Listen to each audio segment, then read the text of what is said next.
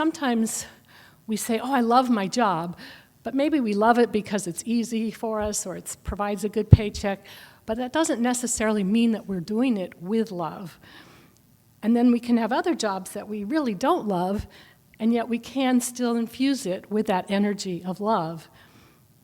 And I think that for me, a good example in my life was my son Nathaniel, who's now in his early 30s.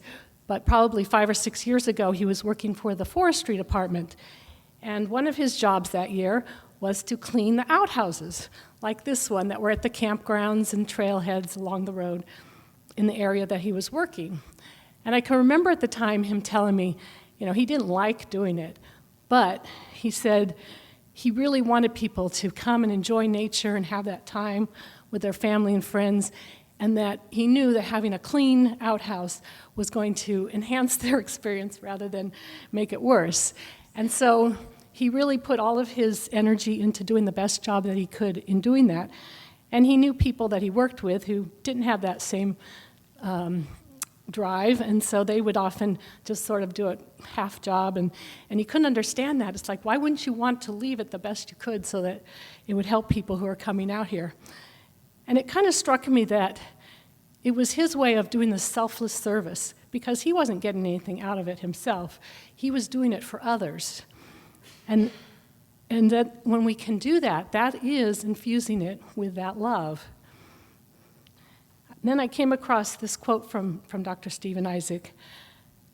The measurement of an individual is not what he does for a living, but how well he lives all of his doing. That's an important rule for all of us to consider. And for that reason, no self-centered person can ever find fulfillment in a vocation, just as no selfless person finds anything else. When we're doing our work for something beyond ourselves and what we get out of it, we are infusing that work with that energy of love. And so we can kind of think of to labor with love as being to work with great effort in a selfless way.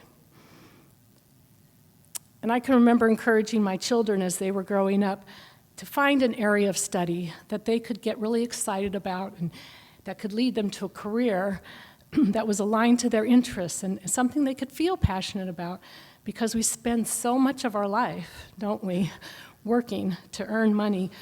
And so if we can love what we do, it makes it's much more fulfilling. It really is easier for us to get out of ourselves in doing it. And I was fortunate to find that in my career path as a nurse. And as most of you know, I spent most of my career as a hospice nurse. And there were certainly many aspects of that job that I really loved in working with the people and the families. But there were a lot of parts of it that I didn't like either. And when I could remember who I was doing it for, that I could do it for the Christ, it helped to bring in that richer quality to my work.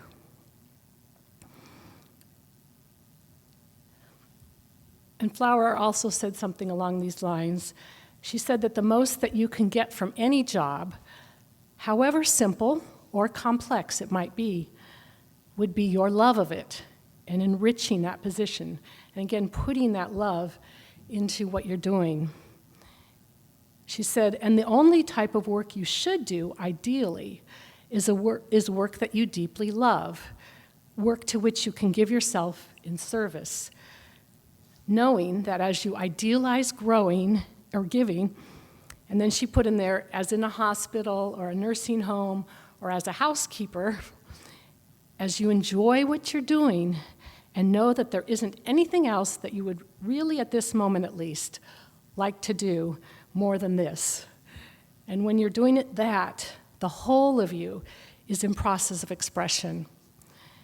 So no matter what type of work it is that we prefer, we must be able to love it, to enjoy it, and to want it to be better and better all the time.